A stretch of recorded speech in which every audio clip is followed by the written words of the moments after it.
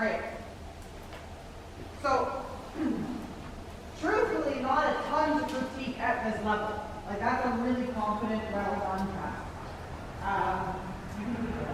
Okay, cool. Small things, like my critiques were a little bit more connection in the walk work. Like when you figure out the medium walk needs to be in contact. Although the walk itself is good quality, she was a very nice march. We just need to kind of hold it up a little bit. And with the knee or with the free walk, cracking the corner just a little bit more. A little bit sooner, a little bit deeper into it. Okay, so that you're not selling yourself short. Yeah.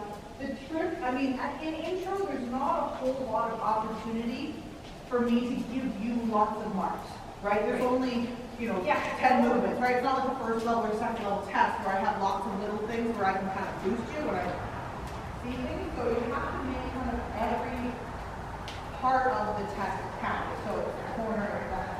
And then the thing with the pre-walk is, as a judge, I really want to see that relief.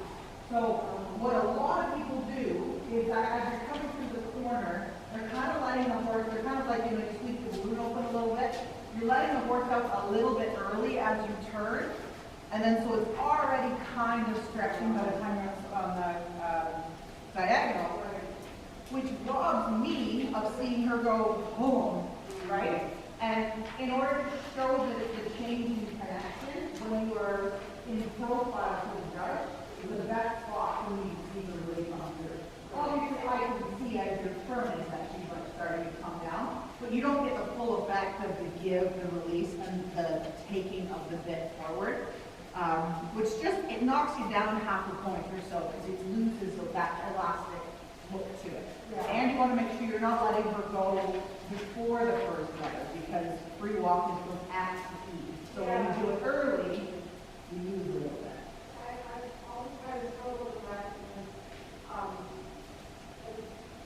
When I start to turn at the letter, I chop past the E. Right, yeah. And that's hard, especially when you're in a slightly shorter arena versus doing it in a fixed arena. Right. You don't have a whole lot of time, right? So that's a fair assessment because you're trying to set her up so you're hitting marks. Yeah. Right? So it's like a tricky thing. There's a lot to do in like this much amount of space.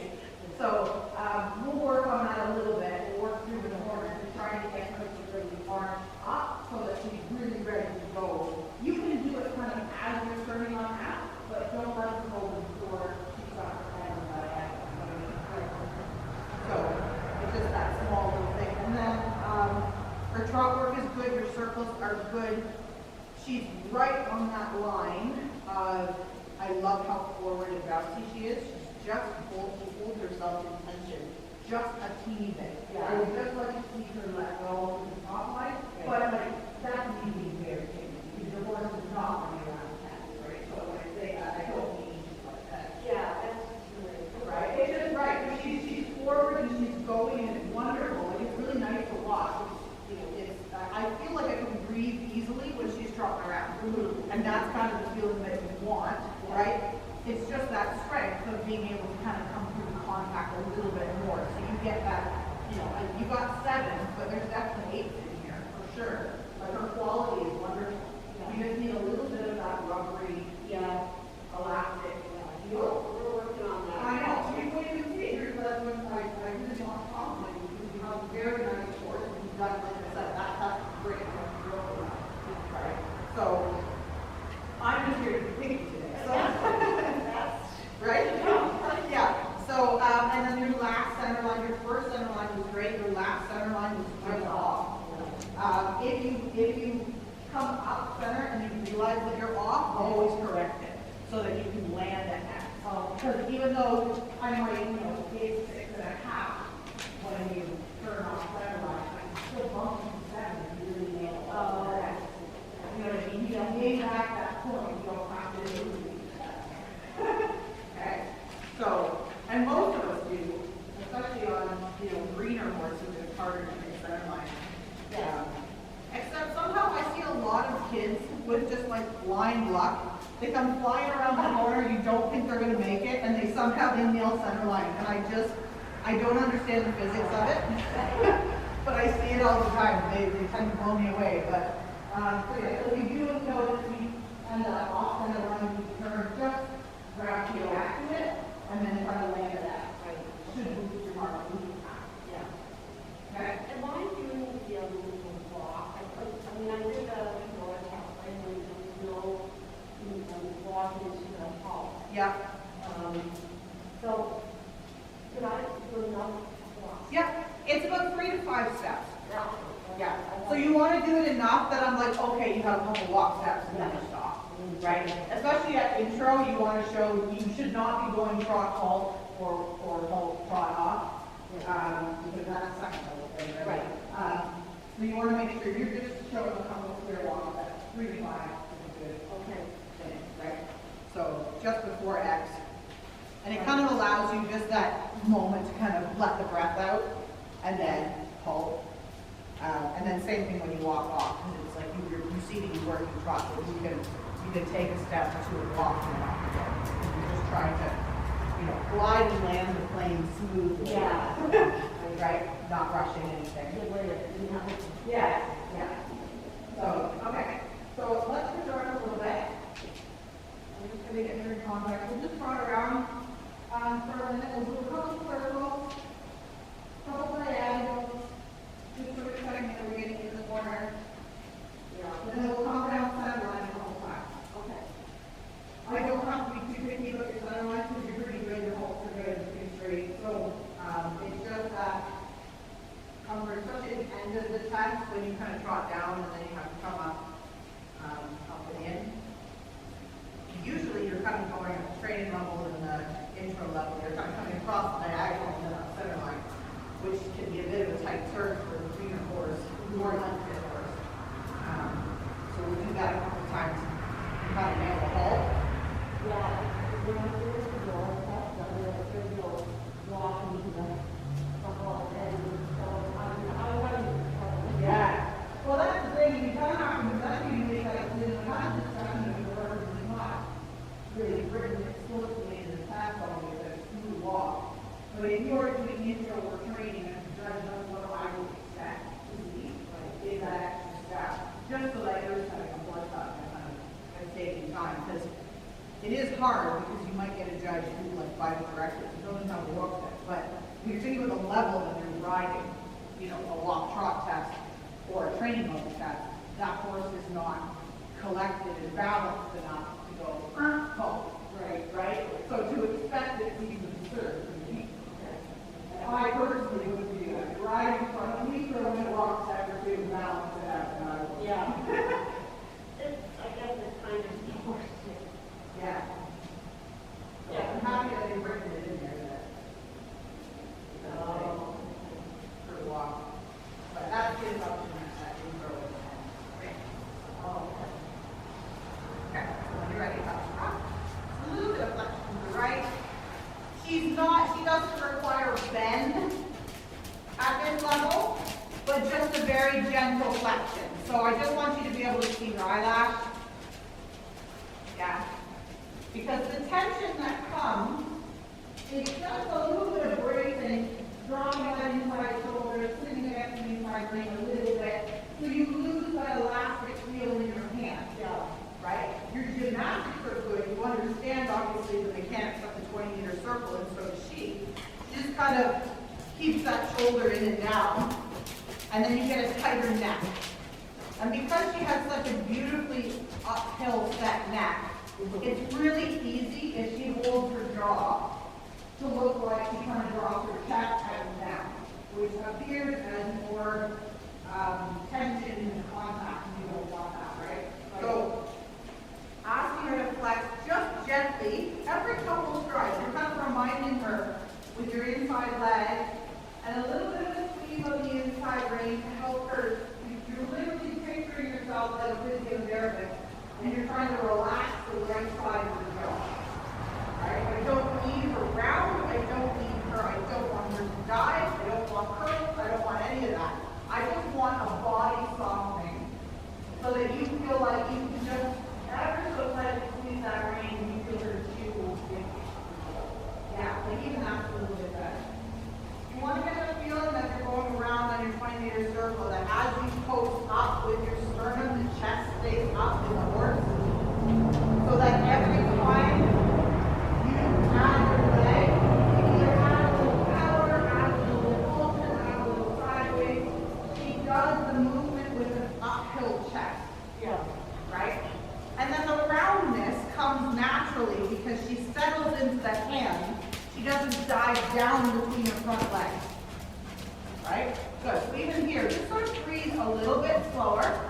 Relax your knee. Yeah. There. Feel that? Yeah. There you go. Like literally that's the difference. It's softness, it's not a full gait change because you have a little softness. See what I mean? And then she starts to kind of rumble and let it go a little bit. Good. 20 meters at this end. Good. Keep your knees soft, keep your boots on. Just gently against her side. You're kind of there in time, but you're sitting neutral. Because she's not required to do anything fancy, right? But you're trotting on a circle. Step down in your right stirrup just a little bit more. There you go. Good. Deep breath. Slow chest. Yeah. Softness. You want it to get easier. I want you to do less, and she offers more. Yeah. Good. Little bit of flexion on the right. Close your right boot very gently with a supple right knee. If our knees close on the horse, we pinch the shoulders closed. And when we close the shoulders, the horse cannot come up through the ceiling, right? It's like you close the sunroof. Right. So when you close the top, she has nowhere to go. She can't come up and through you. So you open your knee and you drop your boot down. Make sure your hips, your seat, your chest are all lifting and offering to catch the horse up top. Then she feels like she can relax the bottom half of her neck and bring the crest up and through that ceiling. You know, it's like a sky dome open. Right? Yeah. All the doors up here are open. You want to invite her up and through. There you go. And then she just kind of softens the whole outline.